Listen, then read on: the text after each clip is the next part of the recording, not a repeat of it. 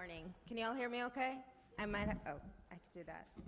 I was like, am I going to do this tippy-toeing the whole time? Today we gather in a spirit of remembrance to honor the saints, the ancestors, and beloveds whose love still lingers in the quiet corners of our lives.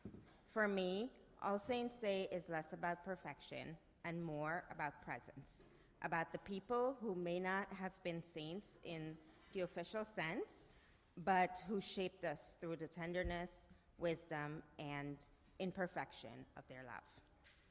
Grief has a way of slowing us down. It rearranges our sense of time, it softens our edges, and sometimes hardens them too. I've experienced loss starting at a young age. My great-grandparents, a classmate when I was in nursery school, my maternal and paternal grandparents, my aunt who taught me to just wear the heels, my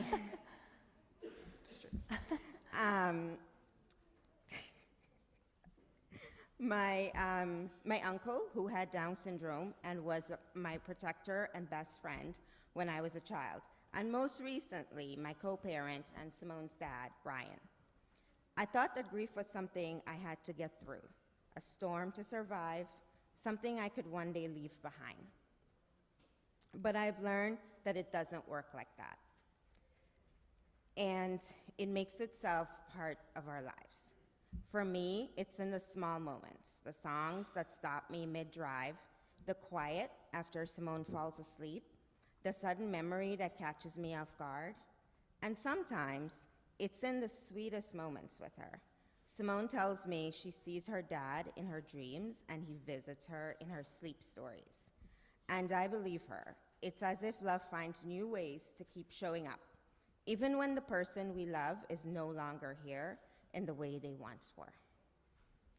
Over the years, grief has become a companion, a teacher, and strangely, a source of strength. It's taught me that presence doesn't end with loss. It just changes shape. Each year, when this day comes, I find myself remembering those I've lost, especially those whose absence still echoes through the ordinary moments. A favorite song, the smell of a certain meal, a dish that my grandmother taught me to make. Grief reminds us that love leaves fingerprints on everything it touches. That to have known deep love, whether for a parent, a friend, a child, or a partner, is to have been marked by something sacred. And so, we gather not to relive our sorrow, but to honor it. To make space for the ache that proves how much we have loved, we speak the names, light the candles, and remember that the line between the living and the departed is thinner than we think. Those we've lost still show up in the way we love others, in the patience we're learning to extend, in the hope we choose to carry forward.